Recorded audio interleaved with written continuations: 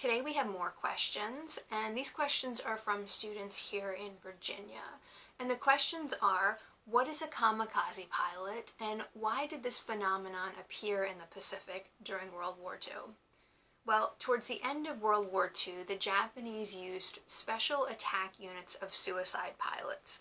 These pilots were trained to fly their planes into Allied targets, with warships usually their primary focus. Now, today these pilots are known as kamikazes, and kamikaze is a Japanese word that translates into English as divine wind. The word is associated with two 13th century attempts by Kublai Khan, the Mongol Emperor of China, to invade Japan. Each time he tried to invade with his fleets, powerful storms destroyed his invasion fleet, saving Japan. By World War II, Japan had never been successfully invaded by an enemy military, and there was hope that perhaps a new version of these legendary storm winds could save Japan again. If you look at military history through the ages, it's not unusual for a warrior, a combatant, to willingly sacrifice their life in a way that they believe will cause a maximum amount of damage to their enemy. In World War II, we have cases of pilots on all sides of the war, flying damaged planes, realizing they're going to crash, and making a decision to use their final moments to inflict maximum damage on their enemy. Now, in the case of the kamikaze, though, flying a plane into an Allied ship was not the spontaneous act of a doomed pilot by the end of the war. It was something the Japanese military was doing on purpose. From their perspective, the tactic made a lot of sense from a cultural and a military standpoint. From a cultural standpoint, surrender was not an option for the Japanese combatant.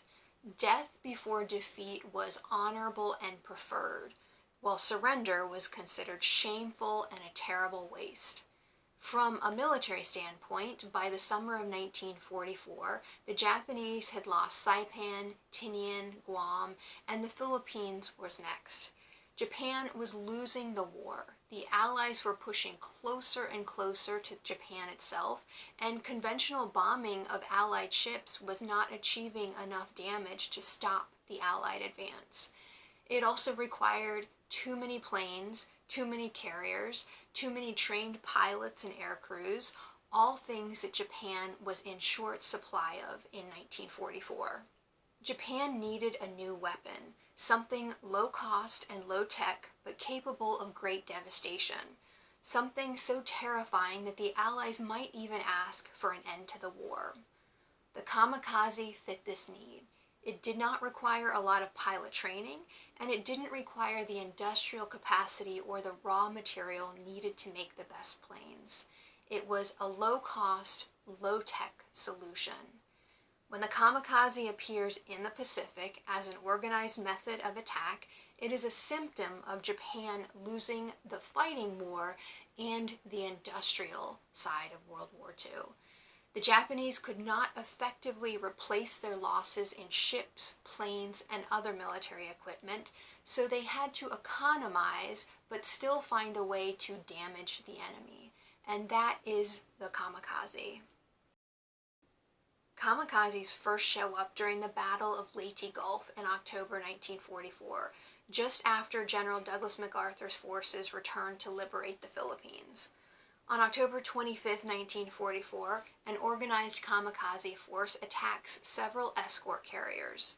One of the planes careens into the USS St. Lo, resulting in an enormous explosion.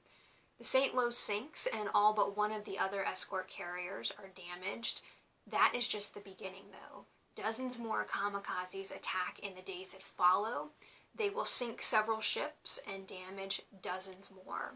From October 1944 to the end of the war, thousands of kamikaze attacks are launched against the Allied fleet.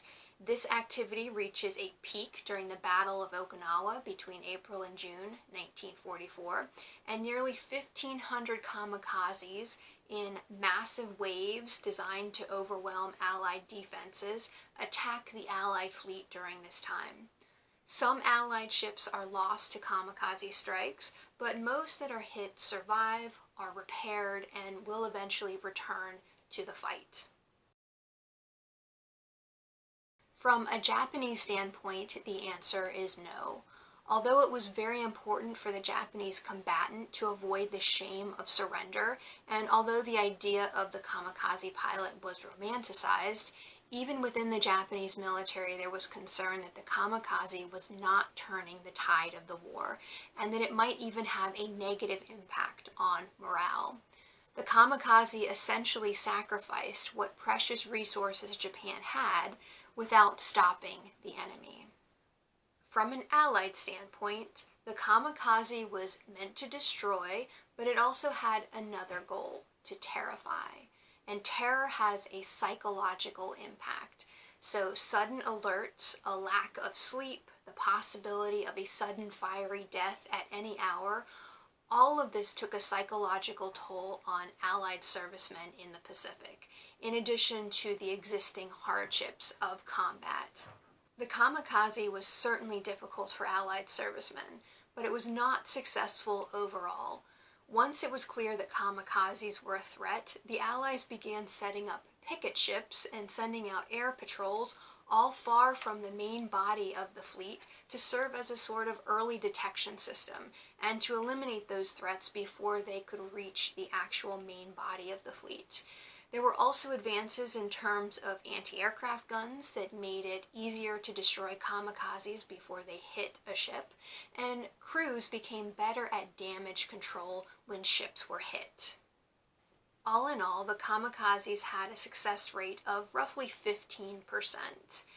Even though they were pretty terrifying, even though they cost thousands of Allied lives and disabled or destroyed hundreds of ships, the exact number is still debated, it was not enough.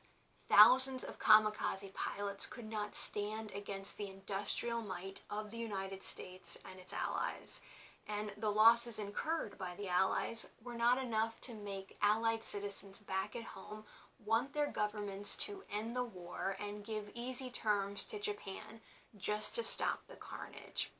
If anything, the kamikaze strengthened the resolve to end the war on Allied terms.